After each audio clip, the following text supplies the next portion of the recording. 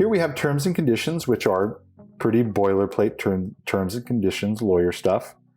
Privacy policy, the same thing.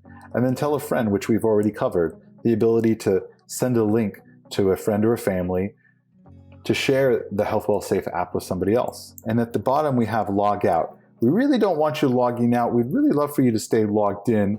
If you're getting too many notifications, you can always silence your notifications. But we really stress that you want to stay logged into the app because the app is safe and secure. It helps you manage all of your health records, your health data in one place.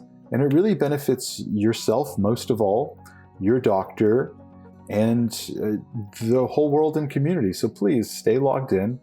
And well, that concludes the Health Safe tutorial. Thank you so much. And if you have any questions, feel free to reach out to our 1-800 number. And we look forward to working with you or you be joining our family very soon. Thank you so much.